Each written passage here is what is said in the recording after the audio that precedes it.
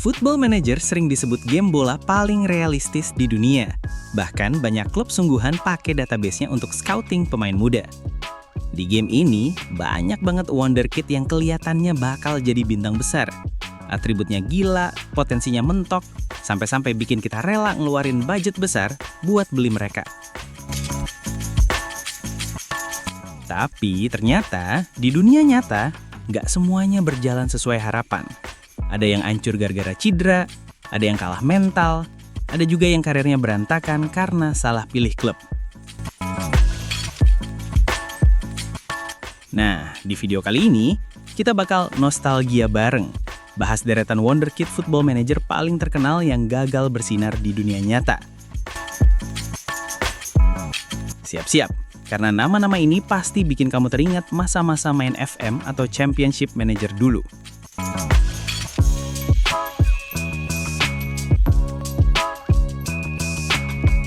Freddy Adu. Nama pertama udah pasti, Freddy Adu. Di FM 2005, Adu dianggap sebagai Messi-nya Amerika. Bayangin, umur 14-15 tahun aja atributnya udah gila-gilaan. Kalau kamu rekrut di awal save, dijamin bakal jadi mesin gol bertahun-tahun ke depan.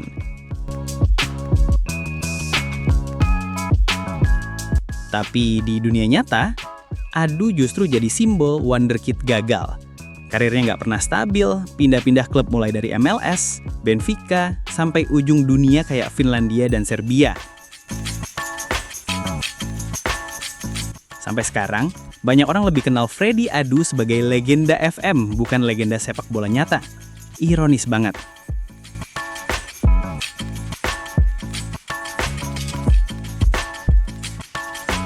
Cherno Samba.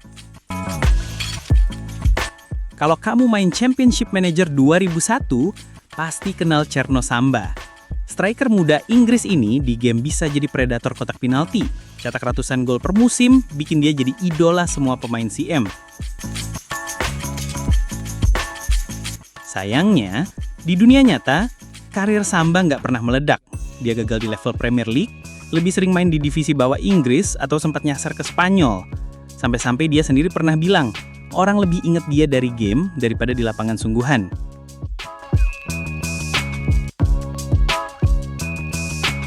Kerlon Seal Dribble. Berikutnya ada Kerlon.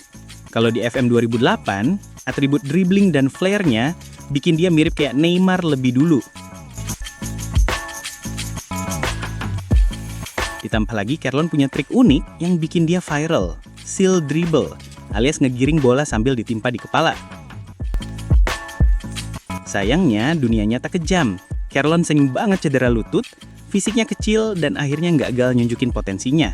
Padahal sempat dibeli Inter Milan, tapi nyaris nggak pernah main. Dari bintang FM, dia jatuh jadi pemain yang terlupakan.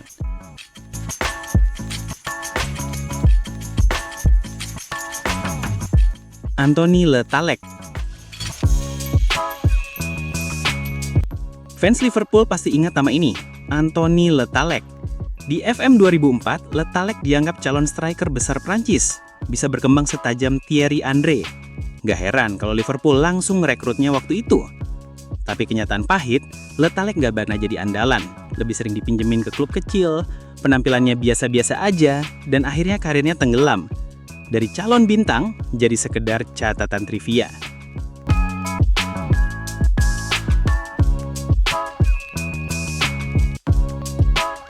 Bojan Krkić. La Masia ini di FM 2008-2010, atributnya luar biasa. Banyak yang bilang dia bakal jadi Messi berikutnya. Dan ekspektasi terlalu besar bikin Bojan nggak pernah maksimal. Setelah itu, karirnya jatuh ke Stoke City, Mainz, sampai MLS. Sayang banget, karena talenta aslinya memang besar.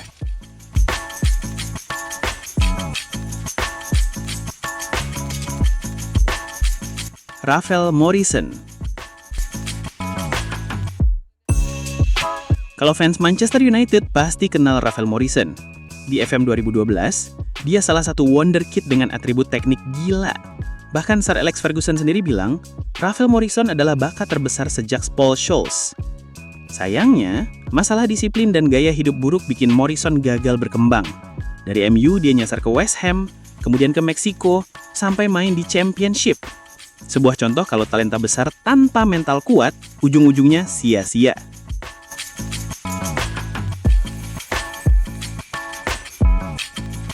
Yaya Sanogo.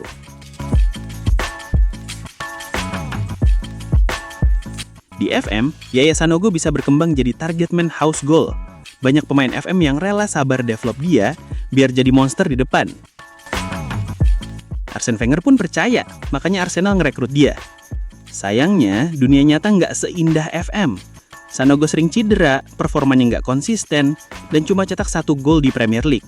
Sisanya, lebih sering jadi bahan lucuan fans lawan.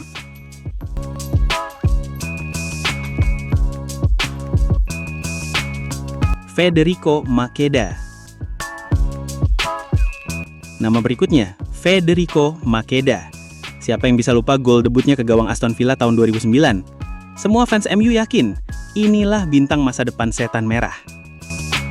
Apalagi di FM 2010, potensinya luar biasa. Tapi setelah itu, Makeda gagal total. Karirnya merosot, pindah-pindah ke Italia, Jerman, sampai Yunani. Gol debut yang indah justru jadi satu-satunya momen emas dalam karirnya.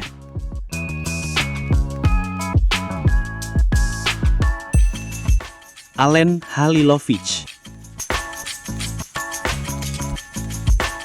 Halilovic sempat dijuluki Messi dari Kroasia.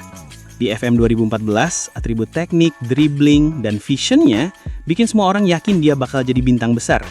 Barcelona pun ngerekrutnya dengan ekspektasi tinggi. Tapi apa daya, Halilovic gagal menembus tim utama Barca. Setelah itu karirnya jatuh ke liga kecil Eropa, pindah-pindah tanpa arah. Dari calon Messi, jadi sekedar pemain biasa. Dan tentu aja, kita nggak bisa lupa sama nama ini, Hashim Mastur. Kalau kamu main FM 2015, pasti tahu bocah ajaib asal Maroko, Italia ini. Umur 15 tahun aja, atribut tekniknya udah gila gokil. Dribbling, flare, ball control, pokoknya calon Neymar versi FM. Bahkan, AC Milan berani promosiin dia ke tim utama di usia yang masih remaja. Tapi kenyataan pahit datang cepat. Mastur lebih sering muncul di video freestyle YouTube daripada di lapangan sungguhan. Tekanan terlalu besar, mentalnya rapuh, dan dia nggak pernah benar-benar berkembang jadi pemain senior yang bisa diandalkan. Setelah dari Milan, karirnya anjlok. Sempat ke Malaga, Pecquez Zwolle, sampai klub-klub kecil di Maroko dan Serie C. Dari calon superstar dunia, Mastur akhirnya jadi simbol overhyped wonderkid yang hanya bersinar di game dan media sosial. Bahkan banyak yang bilang, Mastur adalah highlight reel, bukan pesepak bola profesional. Sadis banget. Nah, jadi itulah deretan wonderkid football manager yang gagal bersinar di dunia nyata. Dari Freddy Adu sampai Hashim Mastur. Semua punya cerita berbeda. Ada yang hancur gara-gara cedera, ada yang kalah mental, ada juga yang karirnya berantakan karena salah pilih klub. Ini jadi pengingat penting bahwa sepak bola bukan cuma soal angka di database, tapi juga mental, kedisiplinan, dan keberuntungan. Jadi, menurut kalian, siapa wonderkid football manager yang paling mengecewakan? Atau ada nama favorit kalian yang belum masuk daftar ini? Tulis di kolom komentar. Jangan lupa like, share, dan subscribe biar nggak ketinggalan konten bola klasik dan nostalgia lainnya. Sampai jumpa di video berikutnya.